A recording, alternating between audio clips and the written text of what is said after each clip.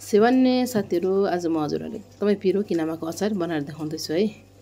यसमा चाहिँ मैले अब कस्तो प्रकारले बनाउँछु हजुरहरुलाई देखाउन गइरहेको छु। मैले कराई बसाएँ है। यसमा मस्टर्ड ओइल अलिकति धेरै नै लगाउनु पर्ने हुन्छ, ठुलो चम्चाको 2 चम्चा। सुक्खा खुर्सानी र सिद्रा यसमा अलिकति खराउनु पर्ने हुन्छ। अनि यसमा फेरि प्याज लगाएर हामीले राम्रोसँग खराउनु पर्यो है। अनि मैले यसमा कुटेको लसुन, अनि त्यसमा नागा खुर्सानी, अदुवा लगाएर एकछिन चलाएँ। चलाइसकेपछि यसमा हर्दी, रङ खुर्सानी र नुन है लगाएर पनि हामीले एकछिन चलाउनु पर्ने हुन्छ। अब यस्तो चलाइसकेपछि हामीले यसमा किनेमा लगाउनु पर्ने हुन्छ, जो मैले अघि भिजाएर राखेको थिएँ है। र यसलाई एकदमै राम्रोसँगले चलाएर कमसेकम पनि हामीले 15 मिनट चाहिँ पकाउनु पर्ने हुन्छ है, पानी लगाउँदै। र अब मेरो किनेमाको अचार रेडी भइसकेको छ। अब म सर्भ गर्न गइरहेको छु है। मैले अब सर्भ गर्दैछु। मैले यसमा धनिया चाहिँ लगाएको छुइनँ, खालि 2 पत्ता मैले डेकोरेसनको लागि चाहिँ लगाएको छु है।